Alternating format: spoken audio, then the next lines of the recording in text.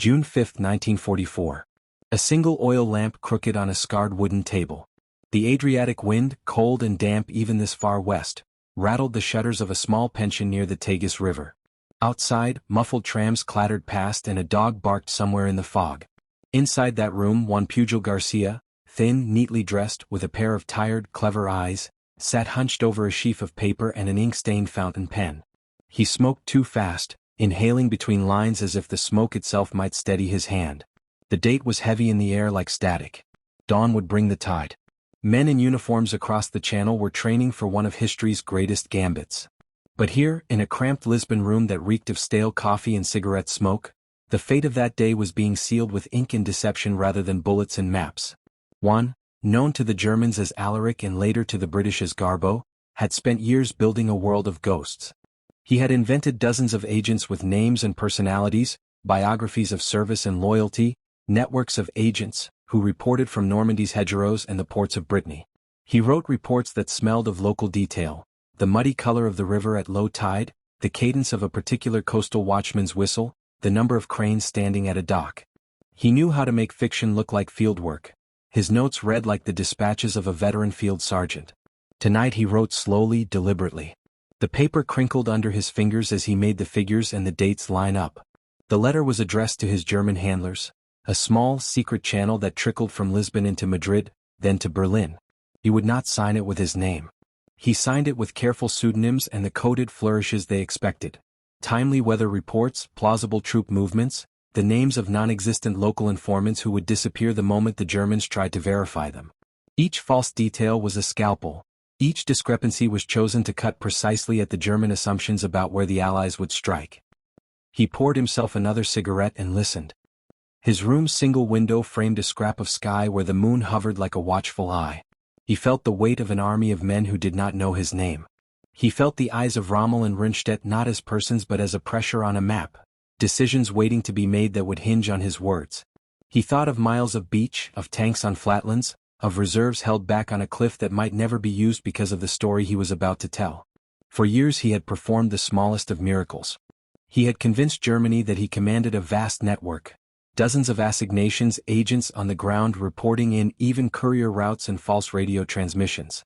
He spent his own scarce money on phony postage, fake ration cards, and the tiny bribes that made make-believe believable.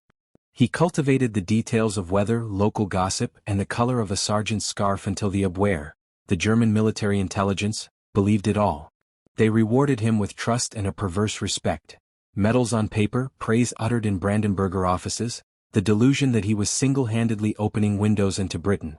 Now, on the eve of the invasion, his method had to be surgical. The British deception plan, Operation Fortitude, depended on him not only confirming the obvious but embellishing it, to persuade German command that the main Allied assault would not be on Normandy's broad, shallow beaches but farther north, at the Pas de Calais. If Rundstedt and Rommel kept their armored divisions waiting there, if Hitler believed the main strike would follow weeks later, the artificial pause would grant the Allies the precious hours to secure the lodgment on Normandy's sand.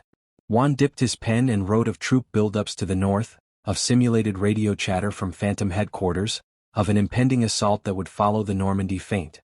He described, in carefully measured tone, the movement of American divisions toward the Dover Straits, the delivery of airborne units inland, and, most important, he described the inevitability of a follow-up landing at Pas de Calais. His words were not wild lies. They were tailor-made calculations, plausible, consistent, and, above all, comforting to the German imagination. There was a physical ritual to his deceit. He sealed the envelope, affixed stamps from an entirely different town, and handed it to a courier who would take it to a contact at the Spanish legation, a man who, like so many others, was unknowingly playing a role in the theater he had created. He then sat in the half-light and rewrote parts of the letter to inject small contradictions that would entice confirmation. He created dead ends and baited snares for German investigators who might sniff for authenticity. He made his fiction difficult to disprove. He felt a small tug of fear, not for himself but for the men who would storm those beaches in less than 24 hours, but he also felt the grim, particular pride of someone who had learned to make stories act like weapons. He folded his hands over the paper, thought of the telegraph poles and the radio towers, and imagined the German staff officers poring over his words and adjusting their deployments accordingly. In that cramped Lisbon room, without a uniform, without a gun, He controlled the placement of armored divisions, the readiness of reserves, the rhythm of German response. When he finally stood and stretched, his shoulders ached from the long hours. The lamp cast his shadow across the floorboards, long and brittle. He looked at the empty chair opposite as if someone might sit there and read his handiwork aloud. No one would. Only the hidden channels would speak, and only through them would his fiction be translated into German action. Outside the city slept. Inside, the paper lay sealed on the table like a detonator. One breathed in the smoke and exhaled slowly. He could not know, of course, how many lives a single misdirection might spare or cost. He only knew how to make an enemy see what he wanted them to see. Dawn broke over London under a blanket of rain and static. Radios crackled with intercepted signals. Typewriters clacked with anxious fingers. Beneath Whitehall, in a war room sealed against sunlight and sleep, officers crowded around a large operations map pinned with colored flags. Red for German divisions. Blue for Allied units. The English Channel shimmered in pencil lines, a narrow, cold expanse now swarming with ships. Among the quiet figures moving around that map stood a handful of officers who knew the name Garbo. They did not know his real face, but they knew his reports had already reached Berlin. Somewhere, at that very moment, Nazi generals were reading his latest transmission, believing that the real invasion was yet to come. It was just past 6:30 a.m. when confirmation arrived. Allied troops had landed at Normandy.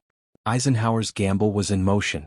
Thousands of men were wading through icy surf, shells exploding above the waves, the roar of landing craft echoing like a mechanical heartbeat.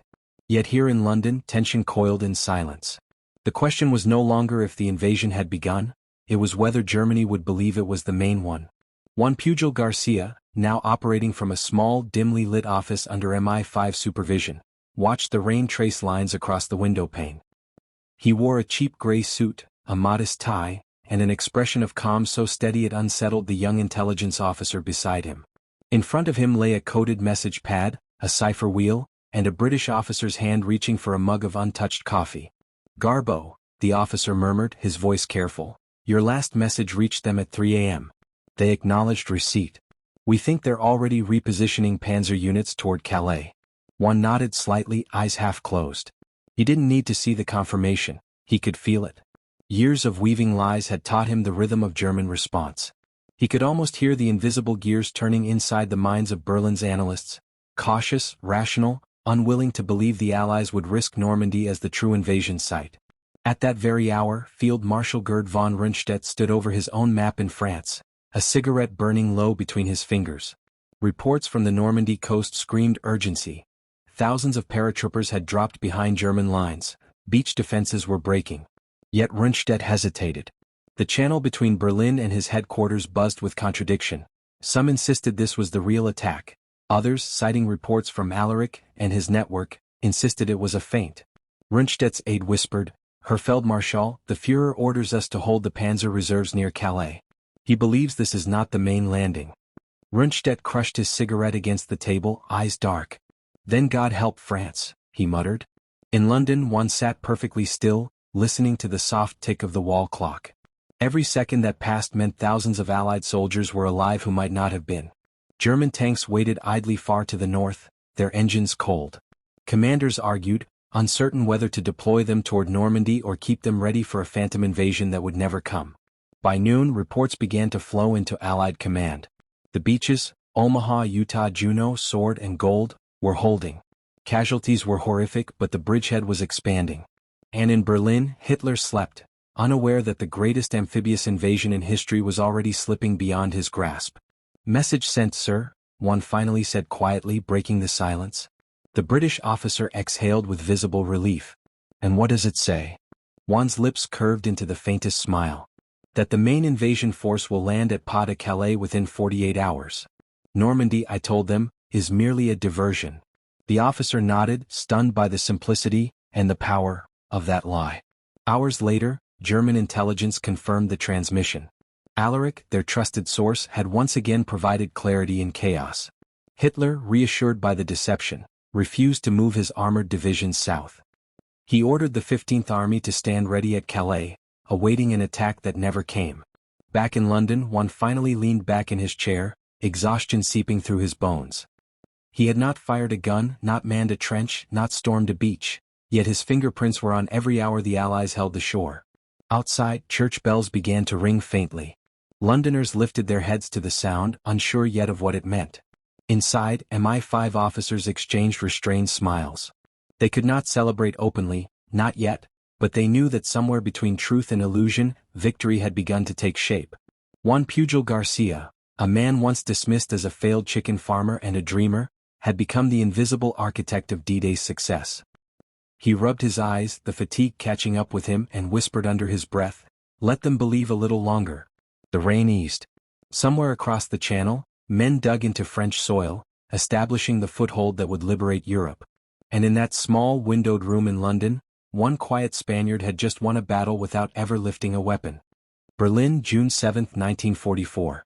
The Reich Chancellery stood cold and silent, rain dripping from its marble eaves like sweat from a dying empire. Inside, under chandeliers dimmed by blackout curtains, Adolf Hitler paced the war room floor with a restless fury that bordered on delusion. A dozen generals stood in a semicircle, hands trembling over folders marked top secret.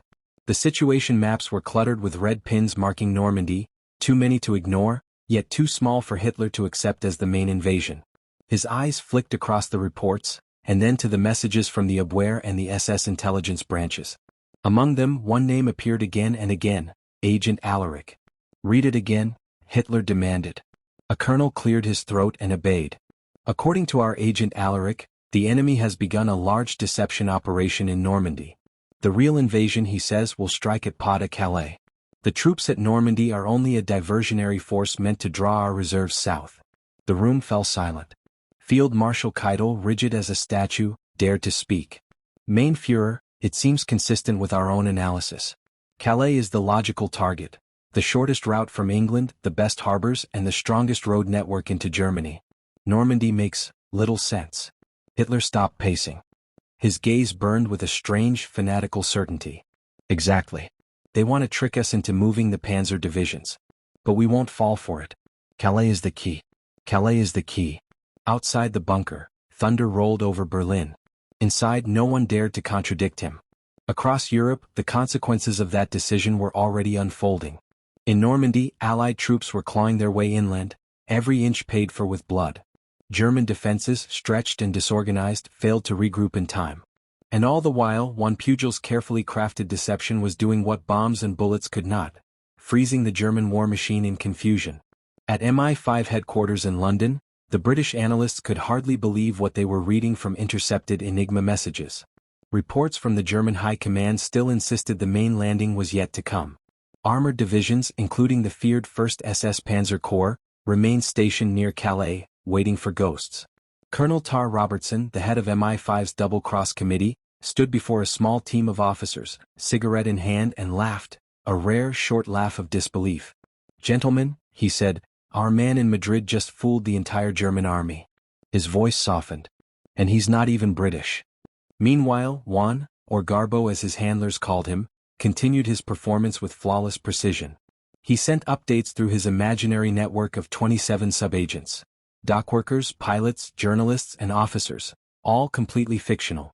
Each message was encoded, delayed, and cross-verified through fake transmissions to make them appear genuine.